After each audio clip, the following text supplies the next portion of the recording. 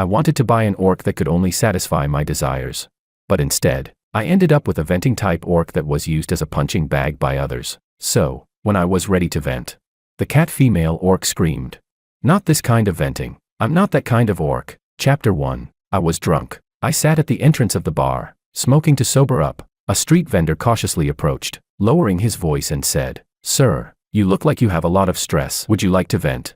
He continued, "I have a venting type orc that could help relieve some of your stress." I waved my hand to clear the smoke and asked, "What?" The vendor quickly looked around to make sure no one was around, then waved at a figure not far away, calling the orc over. It was a fiery, cat-like orc. She was tall and slender, with a narrow waist and long legs, her chest full and firm. As she stood in front of me, the dim, yellow bar light cast a glow on her smooth, delicate skin, which gleamed like warm jade. Before I could react, the vendor grabbed the collar around her neck, pulling her to her knees on the ground. He removed the rusty bite stopper, pulling her golden white hair back. She tilted her head back, revealing her full face. Her skin was as pale as jade. Her nose was high and well-shaped. Her lips were a soft pink, but there were bruises around her eyes and on her cheeks. Her round leopard ears trembled slightly. Her emerald-like eyes were fixed on me, wild like a beast. The vendor slapped her face hard and said, "Sir, take a look at this face. Wouldn't it feel great to hit it?" I swallowed nervously, feeling a twinge of desire. She was exactly my type. Plus, the doctor said my liver fire was too strong, and I definitely needed to release some of that energy. However, I already had a cat-like female orc at home. Sophia might mind. Seeing my hesitation, the vendor kicked her and said, "Get up, show the sir your figure." She stood slowly. Her body was bound by chains, and she struggled to remove her outer clothing, revealing a full chest and long, toned thighs, quite alluring, but her skin was covered in bruises and contusions. The vendor quickly put the bite stopper back on her, then grabbed her arm and said, "Sir, feel this, her legs, her figure. It feels amazing." He continued, $2,000, 2 hours to vent. Do whatever you want. Just don't slit her throat and let her bleed out." I was utterly shocked. Slit her throat and let her bleed out. I was taken aback. Had people's fetishes really become that extreme? It was terrifying. Oh well, since the one at home doesn't let me touch her, this one is cheap, perfect for bringing home a docile one. I stood up, a bit dizzy from the alcohol, and asked, "How much to buy her outright?" "Heh, it's not cheap." The vendor rubbed his hands together, saying, "She's our best product." I waved my hand and said, "Name your price." He replied, "I'll give you a lucky number, 58,888. I froze for a moment. Sophia, my service-type cat-like female orc, was something my parents had spent millions to buy for me, and this one was so cheap. Seeing my silence, the vendor grew anxious and asked, "Is it too expensive?" He added, "Then let's make it a round number, 58,000. Chapter 2. In the end, I bought Willow for 50,000. I didn't really want to go home, so I took her to a hotel. Before I left, the vendor gave me countless warnings. She really likes to snort, and until she's fully tamed, I should never take off her bite stopper. It's also best not to remove the chains. Chapter 3. In the hotel suite, Willow huddled in the entrance, too scared to move. She was like a frightened little animal, waiting for misfortune to come. After I took a shower, I didn't dare take off her shackles. I said, "Go take a shower too." She pursed her lips, lowered her gaze, and walked into the bathroom. The sound of water running echoed through the room. A few minutes later, I knocked on the door. I left my phone inside. I expected her to pass the phone out to me, but instead, the door slowly opened. Willow turned her back to me. Her curvaceous body was quite revealing. Her skin was unnaturally pale, which made the scars all the more shocking. Water trickled down the rusty chains, mixed with black stains and blood, following the enticing curve of her back, meandering down her waist. Eventually, it pooled around her calves and slowly drained into the floor drain. Her long tail drooped, trembling slightly. Unlike Sophia's soft, smooth, shiny fur, Willow's tail had a dry, dull texture. It looked fragile yet wild. I was momentarily distracted. Unconsciously, I gently touched her wounds. Willow shivered and asked, "What are you doing?"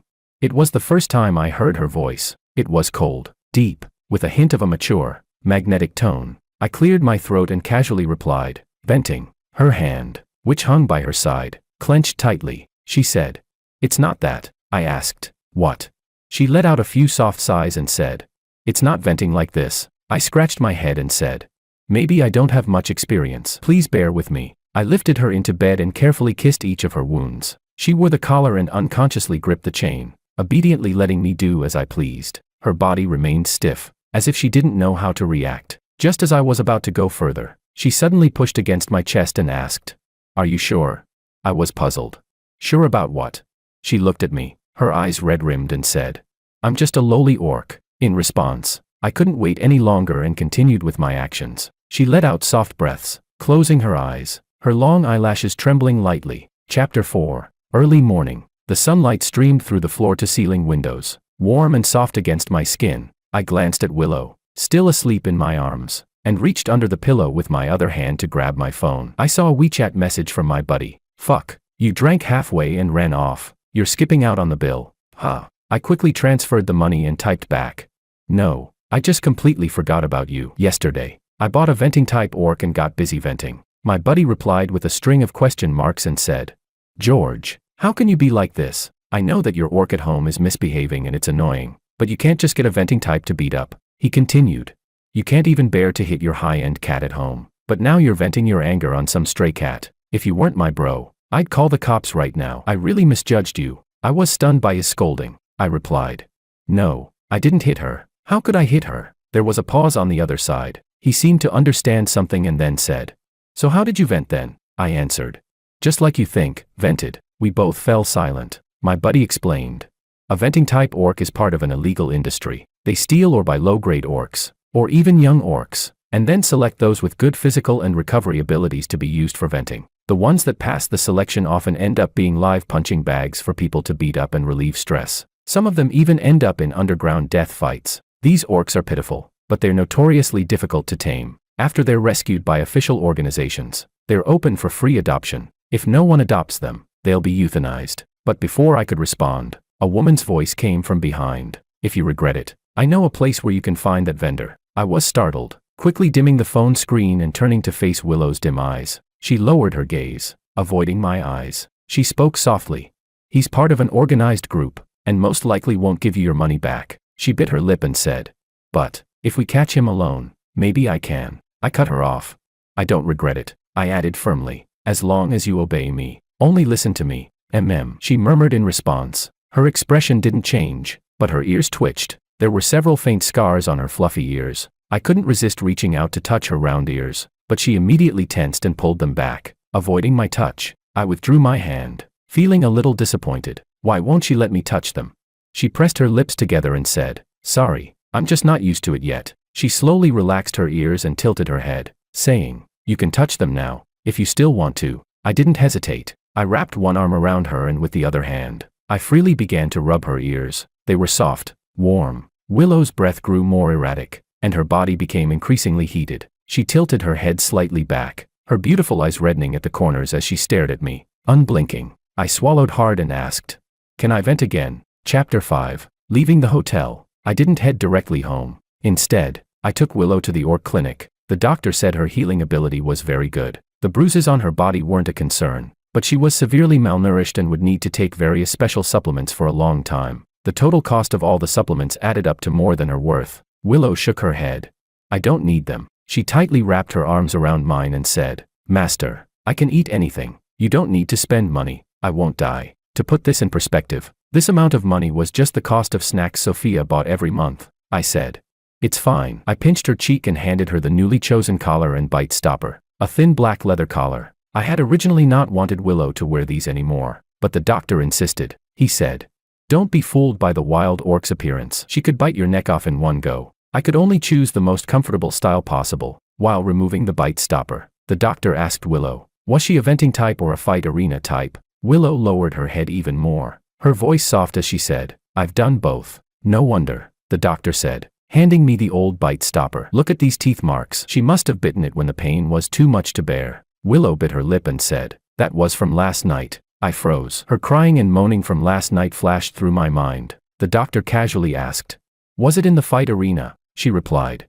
"No." Willow raised her eyes to look at me. Her cheeks flushed, and she said, "It was, when I was being used for venting." Chapter 6. We got home just past midnight. My parents were already fast asleep. Sophia was probably sleeping in my brother's room. The cold, harsh white light in the hallway was the only thing that greeted me. "Please come in." I took off my jacket and turned to look at Willow. The cold light swept across her delicate nose, landing on her red lips. She didn't move, her gaze fixed on the collar discarded on the floor. I picked it up and said, "This is Sophia's." Sophia was the service-type orc my parents gave me as compensation. They gave her to me for the 15 years they had lost me. I went missing when I was 5, and they only found me again when I was 20. When I returned home, I learned that my parents had adopted another child from the orphanage, Makoto. He had been adopted as a baby, and now at 16, he was in his rebellious phase. He was extremely emotional when he found out I had come back. He couldn't accept that he was adopted. He yelled at me, grinding his teeth.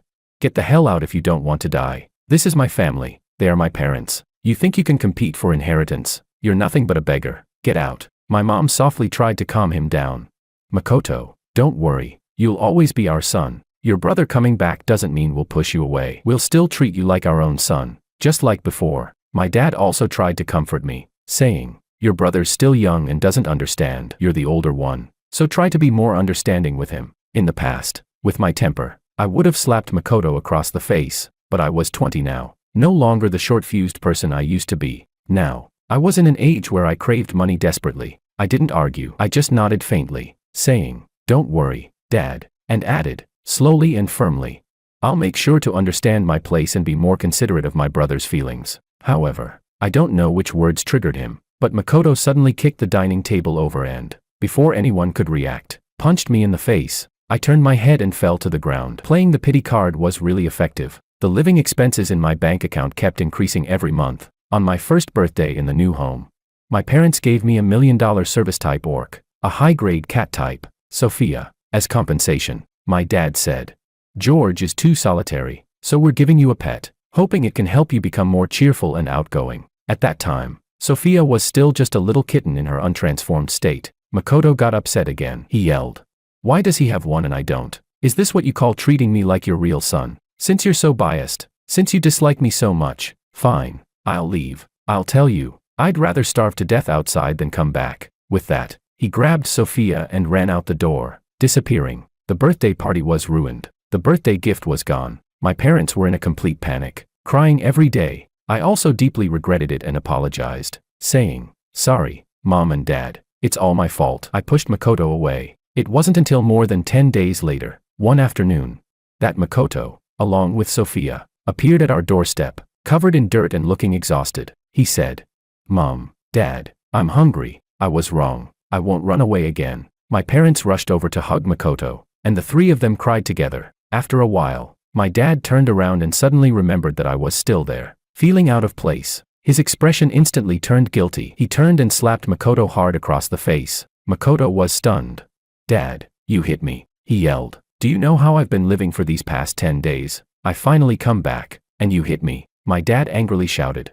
"Did you ever think about how your brother has been living for these past 10 years? Father pulled my mom, who had tried to comfort Makoto, back and said, word by word, "If you ever go against your brother again, I will disown you." From then on, Makoto didn't openly go against me anymore. After he returned Sophia to me, she soon transformed. Silver-white curly hair, almond-shaped eyes with the corners slightly drooping. She looked at me, tilted her head, and said her first transformed name, "Ma." "Makoto, I'm Makoto." Makoto rushed forward from behind me, his tone excited. "Sophia, you remember me? Do you remember when I took you and we wandered the streets, surviving together?" Sophia replied, "I remember." Sophia jumped into his arms, her tail wagging happily. She said, "I remember everything about Makoto." My parents sighed and patted my shoulder to comfort me. When Sophia realized that I was actually her true master, she sulked for a long time. I tried every way to coax her every day, and she reluctantly accepted me as her master, but she remained proudly unwilling to let me touch her. She didn't wait for me to come home like other orcs either. She only responded to Makoto's footsteps. I, like a useless master, watched them interact with a lost expression, but deep down, I didn't mind, because as long as I was her master, her huge monthly living expenses were charged to my card, and my parents' silent guilt was also steadily transferred to my account. But recently, I started getting frustrated. Sophia still wouldn't let me touch her. Then Willow appeared at just the right moment. I had no reason to refuse. Chapter 7. I said, "Why don't you sleep with me tonight?" I took Willow's hand and led her to the bedroom. I added, "I'll take you shopping for clothes tomorrow." She asked, "Won't she mind?" I turned back to look at her and said, "Who?" She replied, "Sophia." She looked up at me and said, "Cat-type orcs have strong territorial instincts." I laughed. "She won't mind. She doesn't like sleeping with me." Willow seemed to remember something and tightened her grip on my hand. She said, "Then, do Do you still need it tonight? I asked. Need what? Her ears turned a faint red as she said. Venting, I replied. I do, but we went on for a while yesterday, and I'm a bit tired today. She, however, blushed and said, I can do it myself. You can just lie down, I said.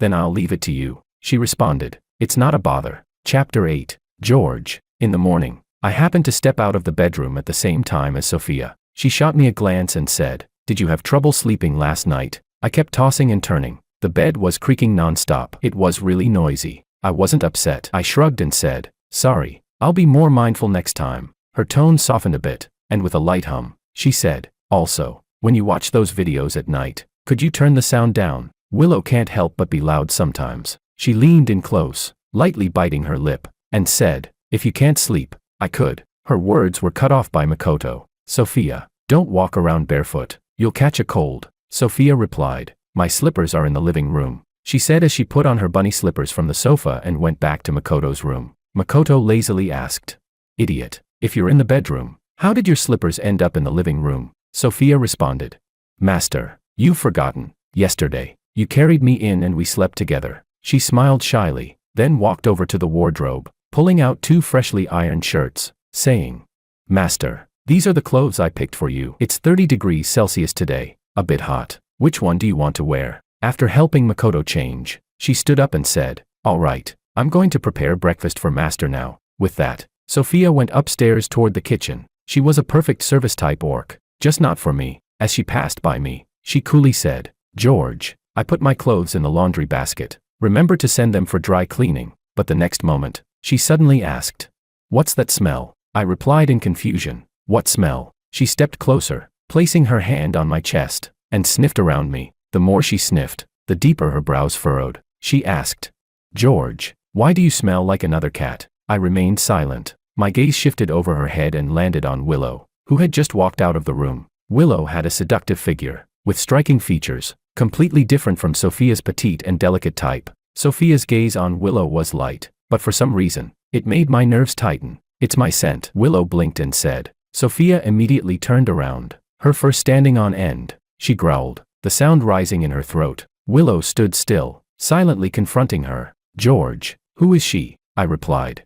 Her name is Willow. She's my new orc. What? Sophia looked at me in disbelief. You got a new orc? She asked. What about me? Makoto, watching the scene unfold, loudly called out, Mom, Dad, come out and see. My brother got a new orc. Hearing the noise, my parents came out one after another and looked at Willow. I took the initiative to hold Willow's hand and introduced, Mom, Dad, this is our new family member. Her name is Willow. Willow slightly lowered her head and said, Sir, Madam. Makoto sized Willow up from head to toe, swallowed, and said, She's even more beautiful, with a better figure. Must be high grade, right? Very expensive. Ah, brother, you really are rich. High grade my ass. Sophia's face turned red, fuming. She still wears a muzzle like a wild beast. Stinky leopard, filthy and smelly. Her fur is split, and her clothes are poor quality. Look at all the fur she sheds on the floor. She continued. She's clearly a low-tier orc from the adoption center that no one wanted. She then said, George, you're just bringing her back to spite me, aren't you? If she goes wild one day and bites someone or gives you some dirty disease, you'll regret it. Upon hearing this, my parents' faces became worried. My dad said, George, I'm not against you keeping one, but I just want you to be careful. We don't want to lose you again. Willow, however, quietly said, I won't bite anyone. I'm clean. She pressed her lips together and added, If you're worried, I can always wear these and sleep in a cage every night. Cage? Sophia sneered and said, Only fight arena orcs sleep in cages. Even beast slaves used for venting are treated better. I've already decided to keep her. I stepped in front of Willow, my voice cold as I said, Sophia's living expenses are covered by my parents, but Willow's are my responsibility. George, Sophia shrieked at me. Hey, don't be angry. Makoto patted her back and said, Given George's upbringing, it's normal for him to prefer low-tier orcs. He laughed. Mom, Dad, since my brother has a new orc, Sophia should come to me, right? After all, she always preferred me. He continued.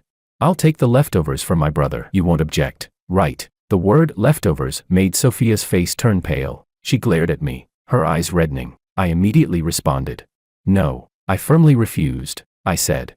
Sophia was given to me by Mom and Dad. She's mine, and I have the right to decide what happens to her. My strong stance seemed to please Sophia. For the first time, I saw her raise her tail at me, though her expression was awkward and aggrieved.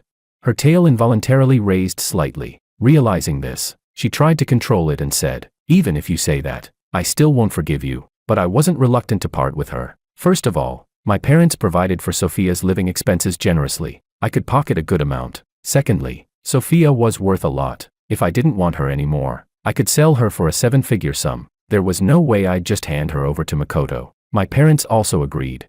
George is right. Since we gave her to George, she's his. If you want her, go negotiate with him. Chapter 9. Makoto wasn't stupid enough to actually come and talk to me. Sophia was still upset. In the past, during meals, although she was reluctant, she would still sit beside me. This time, she directly sat next to Makoto and obediently served him food. I carefully removed Willow's bite stopper, revealing her exquisite and bright face. Not just Makoto, even my parents were stunned. "Thank you." Willow hesitated for a moment and, copying Sophia, served me some food, learning from others. "Ah." Sophia snorted coldly. "George doesn't like eggplant." I raised an eyebrow. When she sat beside me before, she never served me, yet she remembered my preferences. Willow said, "I'll remember from now on." She seemed very nervous. Her hand trembled, and she accidentally dropped her chopsticks onto the floor. "Sorry." Willow bent down to pick them up, still wearing her poor quality t-shirt since I hadn't had a chance to buy her new clothes yet. As she bent over, a ripping sound echoed,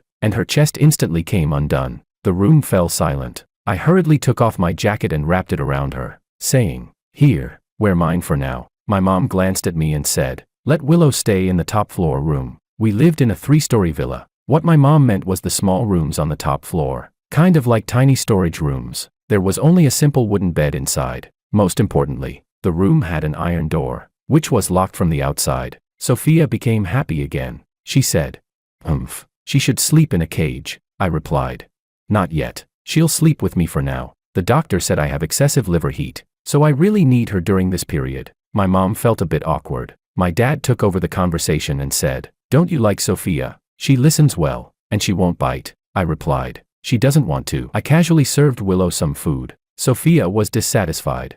"Who said that?" she said, fuming. "You didn't even come to talk to me. How do you know I don't want to?" I responded. "Is that so?" I laughed. "Didn't you say last time that you only wanted Makoto to touch you and that you wanted to save yourself for him?" Chapter 10. A few months ago.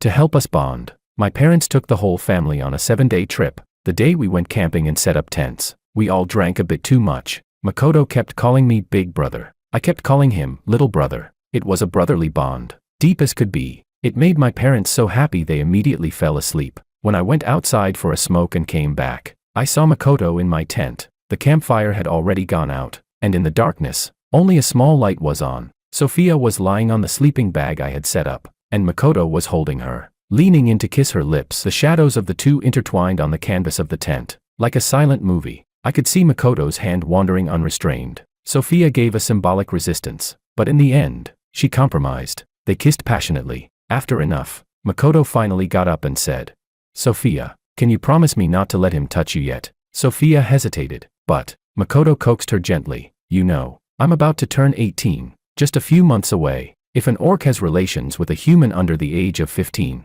they would immediately be euthanized." Makoto continued, "I want your first time. Will you save it for me?" After a long silence, Sophia softly agreed. "Okay." Chapter 11. The video ended. The one with the worst expression was my dad. He angrily said, "Makoto, how could you do such a thing? To go as far as to fight with your brother and even compete for his orc?" Sophia, pale, looked at me and said, "George, that day I was just drunk. I thought it was you who came in." My dad immediately interrupted her.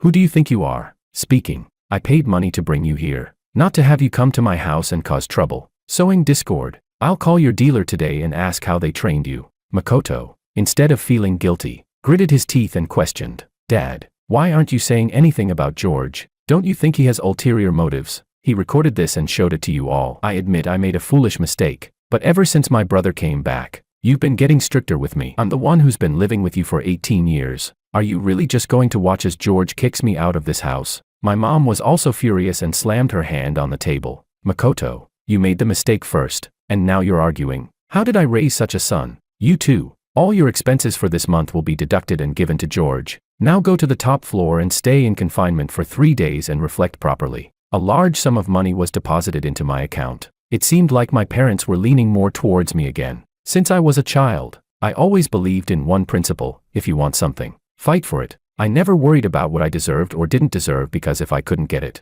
then no matter how right I was, it didn't belong to me. I also didn't bother thinking about whether I was worthy or not, because getting what I wanted was my greatest sense of entitlement. Who said a parent's love must be unconditional? Chapter 12. 3 days passed without seeing George or Sophia. I was in a good mood, so I took Willow shopping crazily. Once again, I marveled at how she was truly a masterpiece. Where she needed to be thin, she was. Where she needed curves, she had them. She was a natural model for clothes. Anything she wore looked stunning. It made me want to buy everything for her. But the best part was how she looked in black stockings and a bodycon skirt. I angrily bought dozens of sets, until I was completely worn out. When we got home, Willow hung my coat, then squatted down to help me put on my slippers. I pulled her waist to me, gently pinching her chin, and asked, "Willow, with looks like yours, didn't they pressure you into selling yourself?" She said, "They did." Willow sat on my lap, facing me, her hands gently gripping my shoulders. She was very clever. She had learned all this by watching Sophia interact with Makoto. "Really?" I looked into her eyes and asked. "But from the way you looked yesterday, I thought you were inexperienced." Willow stiffened, her cheeks turning red as she explained, "I really am inexperienced." I looked confused. She hesitated for a moment and said, "Because I hurt a customer and ran away." She bit her lip and continued, "They caught me and I refused to eat or drink in protest. Eventually, they were afraid I'd die and lose money, so they threw me into the fight arena. For 3 days, I didn't eat. I was so hungry. I don't even know how I did it, but I ended up breaking that orc's neck. Then I stayed in the arena, and they were afraid I'd fight back, so they only fed me a little every time. The last time I was seriously injured, they figured I'd really die this time, so they sent me to be used for venting." She said, "But I survived. They were talking about sending me back this week, and then you bought me." Willow's long tail flicked anxiously behind her. She probably didn't realize how seductive her current position was. She said, "I don't want to hide anything from you. I'm really a lowly, inferior orc. I've hurt humans and even hurt my own kind.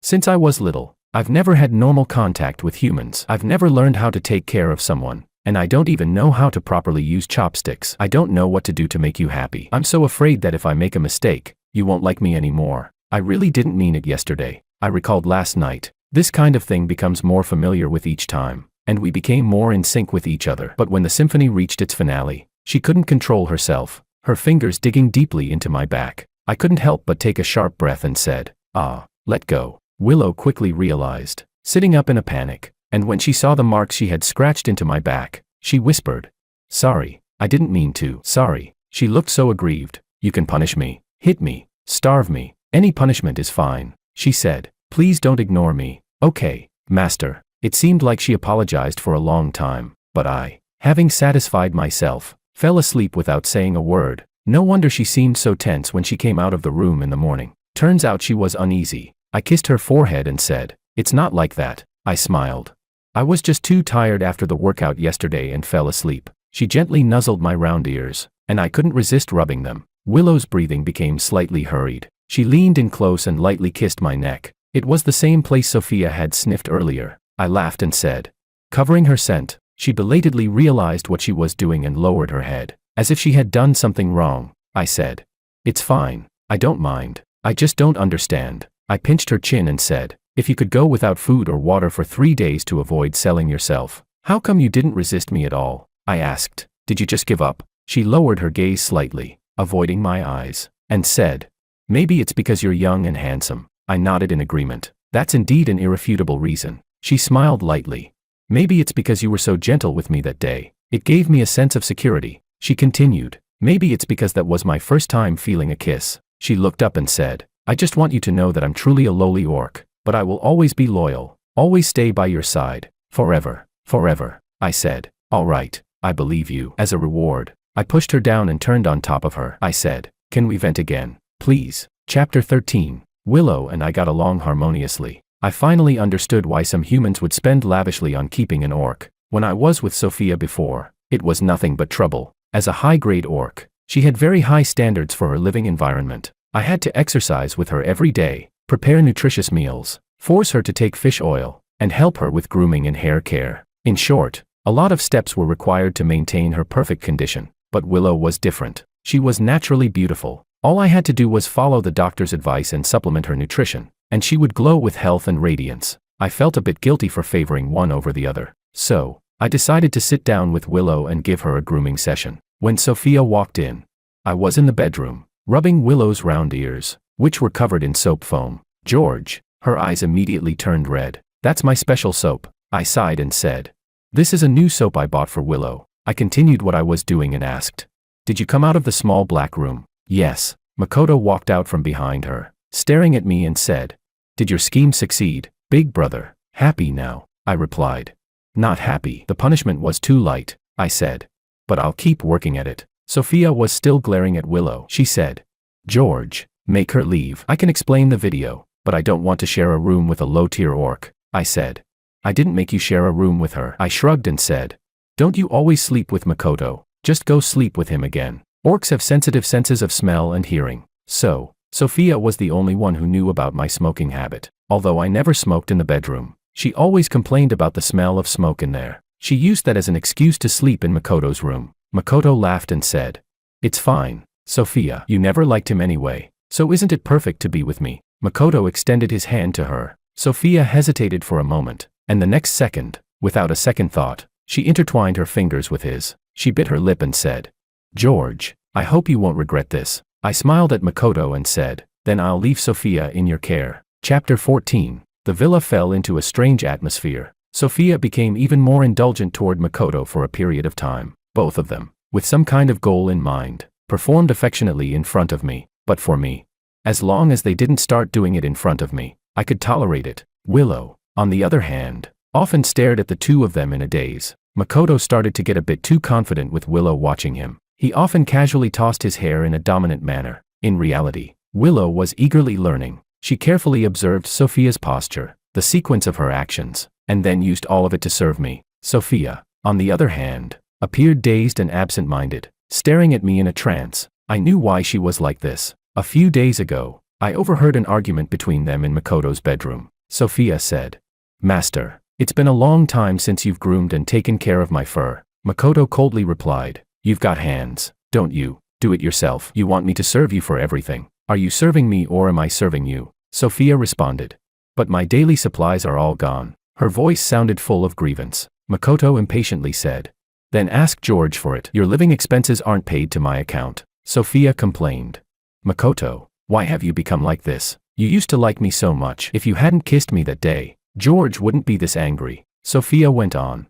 "To love someone shouldn't be like this. George never thinks I'm a bother. He always grooms my fur every day." Makoto asked, "Blame me? Didn't you reject me back then? What are you pretending for?" Makoto mocked. "Now even you think he's better? Then go find him. See if he still wants you. Go ahead." Did Makoto really like Sophia? I doubt it. I'm more inclined to think that Makoto just wanted the sense of superiority from putting someone else beneath him. Though this pursuit doesn't care whether it's deserved or not, whether it's a match or not, it's different from striving for something because you want it. The pursuit of superiority isn't about the spoils of victory being plentiful, but about the victory itself. So, once the goal was achieved, the spoils lost their meaning. After this conversation, Sophia became even more haggard. She often looked at me, wanting to say something but holding back, probably too embarrassed to come to me for reconciliation. I pretended not to notice, until one night. I was on the second-floor balcony, smoking a cigarette after. Suddenly, Sophia hugged me from behind. She didn't say anything. She pressed her head against my back, and her warm tears soaked into my sleepwear. I didn't move, asking, "You don't mind the smell of smoke on me?" "Sorry," she said, rubbing her head against my back. Her voice was full of grievance. "Please forgive me." I chuckled but didn't speak. She said, "I was really drunk that day, believe me or not. At first, I really thought it was you kissing me." I nodded and said, "I believe you." I added, "If you knew it was Makoto kissing you, you wouldn't have resisted at all." She replied, "It's not like that," Sophia anxiously explained. "Before I transformed, Makoto and I were homeless on the streets. I almost got kidnapped by a group of people. He rushed in and protected me, shouting and attracting a lot of attention, which made those people give up and let me go." She said, "You are my master, but he saved my life. Since he doesn't like you, I can't accept your kindness." She continued, "In the tent that time, I really thought it was you. I wished it was you. But when I opened my eyes and saw him, I felt so disappointed. That's when I realized I had already liked you." She said, "But he saved my life, and I really can't refuse him." I scoffed and said, then you can continue to repay him. I never stopped you from doing so, George. Sophia hugged me tighter, her tail even wrapping around my waist. Don't do this, please, I sighed, turned to look at her, and said, Sophia, do you know why I smoke? I said. Because I grew up following a group of delinquent punks, wandering the streets. When I was caught stealing and beaten, they were there, taking the hits with me. When I had a high fever and passed out, they scraped together money to take me to a small clinic for an injection. I said. Look, I've been given more favors than you, but you don't see me agreeing to everything anyone asks of me, do you? I said. One person can save your life, another can open up to you. There are many reasons to get close to someone, Sophia. It's in your nature. Anyone who flatters you, you'll follow. I don't know. Sophia's eyes were red, and she buried her head into my chest, crying harder. She said, Sorry, George, you never mentioned the past. I didn't know you went through all of that. She said, I only heard Makoto tell me how much he hates you. I always thought it was you taking things from him, including me, that I should have belonged to him. If I had known, I would never have minded your smoking. I wouldn't have helped Makoto upset you. Sophia's tear-soaked face pressed against my neck, and my previously blocked view cleared. In the dark hallway, two figures stood still, one near and one far. The closer figure was Willow, the figure in the distance. I squinted and met my dad's gaze. The hand holding the cigarette paused for a moment but didn't hide it. Well, if he saw. When we got home, I glossed over the struggles of the past 10 or so years. The adopted son they had carefully cultivated, well-versed in financial management, skilled in equestrianism and golf, fluent in multiple languages, and me, skilled in smoking, stealing, and picking locks. I didn't think my parents would love me if they lost me and immediately replaced me with another son a year later. To be honest, if I said all the unpleasant things, they probably wouldn't feel sympathy for me. Instead, they would probably watch me more carefully, fearing I might steal again. That would also give Makoto ammunition to attack me. So I just showcased a pretty resume, delivered excellent results, and pretended to have a broad perspective. I acted as though I were competing for the position of their son. Chapter 15. Go to bed early. My dad gave a brief reminder and then went back to his room. The pitch-black hallway was left with only Willow's figure. She quietly watched Sophia bury her head into my chest, rubbing against me. It's chilly at night, she whispered. Only then did Sophia realize Willow was behind her. She turned around and huffed at her again. I found it amusing. Sophia, a well-trained service-type orc, kept being pushed into her primal instincts by the calm Willow. Willow wasn't angry. She smiled lightly and said, I just wanted to give my master a jacket. She took a few steps closer, and Sophia naturally backed away. Willow gently draped the jacket over me, then looked at Sophia and said, You can continue now. Sophia didn't hold back. She said, Master, can I stay with you tonight? I've studied those things too. I know many positions. I'll definitely be able to please you more than she can. I asked.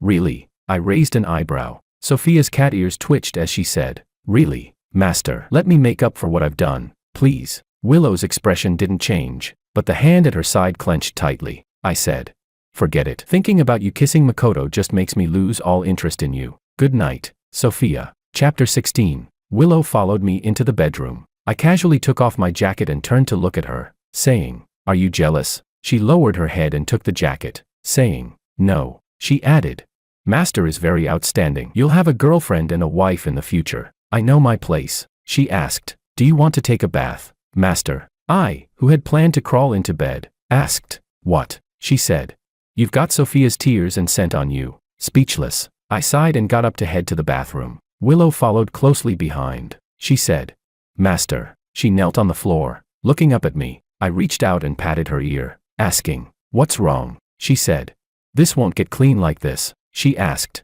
Can we take it off temporarily? She pointed to the bite stopper and said, It might be cleaner this way. I hesitated for a few seconds and bent down to remove the bite stopper. I couldn't help but sigh again. She truly was a beauty. Chapter 17. I stopped having Willow wear the bite stopper. Although my parents repeatedly reminded me to be careful, they didn't interfere. I worked at my own company, and I usually didn't return home for lunch. But on this day, I felt like taking a nap, so I decided to go home and sleep. Just as I was drifting off, I heard Willow and Sophia's voices from the living room. I leaned on the second floor railing, watching. Willow sat gracefully in the living room watching TV. Sophia stood in front of her, her fur standing on end, and said, Do you really think George likes you? He's just using you to piss me off. Once he's done venting, he'll toss you. This inferior orc. Aside. Willow snorted, unfazed, and said, So what? George said you're dirty. At least I'm clean. If anyone wants to touch me, I'll bite their neck off. Not like you. Pretending and half accepting. Interesting. Willow was usually submissive, helpless, and obedient in front of me. This was the first time I saw her with thorns. Sophia retorted.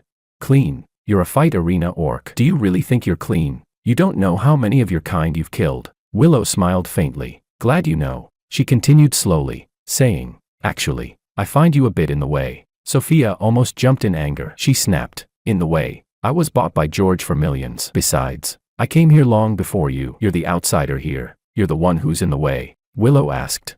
Millions? You don't look worth that much to me. Willow stood up, looking at Sophia with interest, and said, do you know where to bite on the throat to make sure the other person can't make a sound? She stepped forward, speaking slowly. Only a low-tier orc like me would know how to make an orc disappear silently. Right. Sophia sensed the threat. She nervously took a step back, her tail swishing uneasily, and asked, what do you want to do? What can I do? Willow shrugged. I'm just a low-tier orc. The moment she finished speaking, she suddenly lunged at Sophia. Sophia, startled, immediately transformed into her beast form, and the white ragdoll cat pounced on Willow, who was much taller than her. Her teeth and claws sank deeply into Willow's arm. Willow was knocked into the coffee table, and the sound of porcelain shattering filled the room, with pieces scattering everywhere. Sophia froze. She never expected that Willow's move was just a feint. When my mom rushed out upon hearing the noise, what she saw was Willow, pushed to the ground by Sophia, her arm bleeding heavily. She asked, what happened? Willow covered her bloody arm, her face pale, struggling to sit up. She said, sorry, ma'am. I've been too clingy to my master lately and made Sophia upset. I'll be more careful from now on. I pretended not to know and came downstairs, feigning surprise as I asked, Willow, what happened? She said, Master. Willow lowered her head, her lips pressed together, looking weak. She said, it's nothing. Just a small injury. It's nothing compared to the injuries I've had before. I struggled to hold back my teasing. Yesterday, she claimed not to be jealous, not to mind. But today, she was already plotting how to trap Sophia. Sophia rambled. No, George. She attacked me first. She's framing me. You believe me, don't you? I said. She's framing you. I pressed on Willow's wound and asked, if she really wanted to hurt you, do you think you could still stand here in one piece, George? I didn't. I really didn't. Sophia was on the verge of tears. My mom, furious, grabbed her phone and said, I'm calling the seller to return her right now. It's fine, Mom. I already asked. The return window's closed, I said while tending to Willow's wound. I have a friend who's interested in buying a high-grade orc. I'll sell her to him. My mom hesitated for a moment and said, well, it's your thing, George. Sophia's face was filled with despair as she choked out, you're really going to sell me for her? You used to like me, when you couldn't sleep. Only holding me made you sleep well, she said. I saw you write in your journal that you were so lonely in the new house, and that you were glad to have me with you. Even though you didn't like me, you would secretly touch my ears when I was asleep, she continued. When you were drunk, you even asked me why I didn't like you, why I was always siding with Makoto. George, I don't believe you have no feelings for me. I wasn't as detached as I thought I was. When I first arrived at the unfamiliar new home, I did feel unsettled. Seeing my parents favoring Makoto still made me feel unbalanced. Thinking about how he took the life that should have been mine, my heart was still full of anger. When I first found out that my birthday gift was an orc, I really was genuinely happy. But that happiness was ultimately crushed by her. I said, you're overthinking. I calmly met her gaze and said, to me, you're just a cat who sneaks around for a little pleasure. It wouldn't be a loss to throw you away. Chapter 18. I acted quickly. The next day, Sophia was sent away. My friend was just a dealer. I didn't inquire about where she was going. Her new owner might use her for breeding. Maybe she would meet a master who would pamper her more. But with me, she had already completed her mission. That is, the exchange for money. Willow, still lying on the bed, looked weak as she recovered from her injury. I remembered the first time I saw Willow. Her injury was worse than this. But that night, she still clung to me for more activity. Now, she said, thank you, master. Willow weakly took the chicken soup, and asked, Sophia, was she sent away? I said. Yes. I raised an eyebrow. She said. Such a pity. Willow stared at the porcelain bowl in her hands, and said, I really wanted to get along with her. I asked. Should I bring her back? You two can be good sisters. Willow's fingers froze for a moment, and she said, but she's already been bought. They probably wouldn't accept a return. I said. It's fine. I'll just compensate them a little money. Willow was speechless. Willow carefully squeezed the porcelain bowl in her hands to prevent it from falling. She bit her lip and said with difficulty, "Well, that would be great," I said. "I'll go right now." I pretended to get up. She said. "But," Willow stopped me. I asked, "What's wrong?" She raised her eyes. Looking at me nervously, she said, "What if she bites me again? What should I do?" I didn't say anything, just smirked, watching her leisurely. Her expression shifted from nervousness to anxiety, then to helplessness, before settling into surprise. She asked, "George, do you already know?" "I don't know," I shrugged, "but you can tell me. Where exactly do I need to bite the throat to keep the other person from making any sound?" Willow instantly panicked. She stammered, "I'm sorry. I only did it because she provoked me so many times. Please, master, don't send me away," she said. "I was just scaring her." "I'll be very obedient," I said. "It's fine." I leaned in closer to her and said, "Actually, I quite like your wild nature." In some ways, Makoto and Sophia were the same type of person. They were so full of themselves because of the love they received, thinking too highly of themselves. But Willow and I were the same type, because if I were her, I'd probably do the same thing. Chapter 19. Sending Sophia away kept Makoto in check for 2 months. Until his 18th birthday, my parents gave him a house as a gift. I tried to keep smiling, but inside, I was burning with rage. If only I could carry the house, I thought. I wanted to shout like he did, "The house is mine," then run off with it. My colleagues always found it strange. Someone asked, "Isn't all your parents' money eventually going to be yours? Why bother with small change like deducting Sophia's living expenses?" That's exactly why. One day, when they make a will leaving everything to Makoto, I won't have lost out, right? What's in my hands is mine. Makoto arrogantly came with my parents to flaunt in front of me. "George, it's my birthday, and you, as the older brother, aren't going to give me anything. That's really inconsiderate." I stopped pretending and asked, "What should I give you? What else do you want?" "Everything you eat, wear, and use. Aren't they all supposed to belong to me? And now you still have the nerve to ask me for a gift and call me inconsiderate. Look at your smug face. What a joke." Makoto froze, but he quickly recovered, furiously shouting, "Mom, Dad, do you see this? Today is my birthday, and he actually insults me. I told you. He's been pretending all this time, but you didn't believe me." My parents paused for a moment and then tried to mediate. "George, it's still Makoto's birthday today. Let's keep it down and talk about the other things tomorrow." "Okay, but I wasn't in the mood for false pleasantries," I said. "What birthday? Did you even give birth to him? It's his birthday. But where were you when he ruined my birthday?" I sneered and continued. "I only went missing for a year, and you were already rushing to find a replacement. Do you even know what I was doing back then? I had just escaped from human traffickers. I was shuffled between orphanages. No one wanted me, and I had to sleep in a police station." "George, calm down." My dad patted my shoulder to comfort me. "You're right," he said. "Your mother and I have discussed it. It's our fault. We didn't dare to bring up the past because we were afraid it would bring up bad memories. We didn't realize you had things to say to us but couldn't express them." He continued. "You didn't trust us, and you didn't dare to be your true self in front of us. That's our fault." His voice grew heavier as he continued. "We missed your childhood. We gave everything that should have been yours to Makoto." He spoke slowly.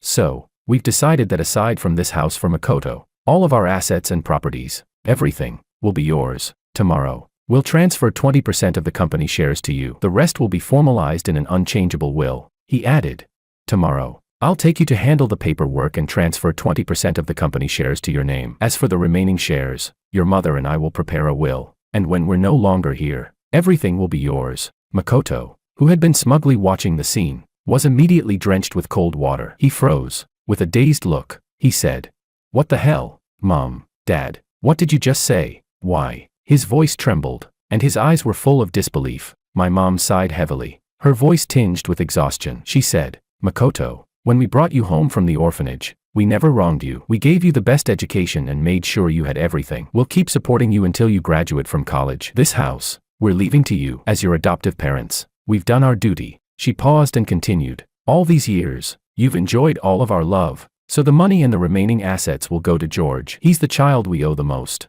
Makoto exploded. "What do you mean? Saying you love me but giving the money to him? Are you crazy?" Makoto broke down, but no matter how he raged this time, my parents didn't change their minds. I successfully got the shares. The will was already notarized. Makoto, in a fit of anger, went to a distant city for university. His departure actually helped ease the tension between me and my parents. Later, I accidentally saw him selling the house at a low price. I don't know what his problem is, but I won't help him. Chapter 20. It was an ordinary day. The sunlight poured through the floor-to-ceiling windows. wrapping the entire living room in a warm glow. I held a public welfare project approval document, turned, and waved it in front of Willow, who was sitting on the sofa. I said, "Surprise." She leaned in, her ears brushing against me as she gently nuzzled, asking, "What surprise? What made my master so happy?" I turned around and pulled her into my arms, my voice slowing as I said, "You know that vendor who sold you to me, along with the fight arena behind it, and the entire illegal industry chain dealing inventing dogs? Well, didn't they all get caught? But the problem is, there are still a large number of orcs left without being adopted. If no one takes care of them, they'll have to face euthanasia." I held out the document in front of her eyes and said, "So I applied with the company, and I also chipped in some money myself, turning this into our company's charity project. We've even opened a rescue center. I want you to handle the management of this rescue center. How does that sound?" I smiled and said, "Not bad. You know, I've had my fair share of street experience, and we value loyalty in our circles." She stared at me blankly, stunned for a while, before suddenly wrapping herself around me and planting a kiss on my lips. This kiss was different from before. It wasn't awkward or tentative, nor was it cautious flattery, but full of seriousness, as if she wanted to give herself to me completely. The afternoon sunlight slanted down on her, casting a warm golden hue on her ear tips and the ends of her hair. "George," she said eagerly, pressing herself closer to me, her breath hot. "What can I do to repay you enough?" I lazily leaned back on the sofa, watching the reddened corners of her eyes, and smiled slyly. "Simple. I just want your loyalty for the rest of your life." Willow, Extra Chapter. Chapter 1. I encountered a pervert again, but this one's a bit stupid. As a low-tier orc, I could easily be adopted for free from any orc rescue center. Yet this guy actually spent $50,000 to buy me. He buried his head in my medical report, swiftly transferred the money, and then grabbed my collar. I've encountered many cruel humans. The ones who ask to see a medical report are the cruelest. They use the limits of my body to inflict the most pain, leaving me in agony, unable to survive, unable to die. He was driving a supercar. I sat in the passenger seat, my gaze unintentionally falling on the hand he had on the steering wheel. In a while, he'll probably tighten his grip around my neck, won't he? I looked him over. He was dressed in a suit, his expression righteous. I thought, if I really wanted to resist, even if I couldn't beat him, I could probably bite him and escape. But the cost of hurting a human is too great. I can't bear it a second time, but I will resist, even if it costs me my life. Chapter 2. At the hotel. He didn't give any orders. I could only stand there in silence. Am I scared? I guess I've become a bit numb. He came out of the shower, his voice gentle as he asked, "Do you want to take a shower too?" From my experience, the more gentle they are, the more perverse they tend to be. He really stacked up a lot of buffs. Okay, I admit it, I'm still a little scared. This refined scoundrel might be even worse than I imagined. I rarely get to feel warm water flowing over me, so I started to wonder if I would die in his hands. The bathroom door suddenly opened. Is he coming? I clenched my arm, ready to fight back at any moment. The next moment, he touched my wound. A tingling sensation spread across the injury. "What are you doing?" I couldn't help but ask. He replied, "Venting." It finally hit me. Did he think this was the kind of venting? I should explain, but I'm so addicted to his touch. "No one has ever treated me like this," I repeatedly told him. "I'm just a low-tier orc. I'm not worth being treated like this." Chapter 3. I overheard the doctor talking to him. "I still suggest you don't keep such a low-tier orc, especially one with such a background." Although her face and body are indeed nice, my heart tightened. I don't want to go back to that old life. I could eat less, keep myself hungry, and it wouldn't pose a threat to you. Give her a chance. George shrugged. After all, I'm also considered low-tier by others. The doctor laughed and asked him, "Don't you already have a high-grade orc?" He said, "I plan to sell her. Can you help me find a new owner?" I was shocked, my lips uncontrollably curling into a smile. "Sure," the doctor nodded. "If she's difficult to train, it's better to sell her." Chapter 4. He had other orcs at home. I wasn't surprised. What did surprise me was how ungrateful this orc was. High grade.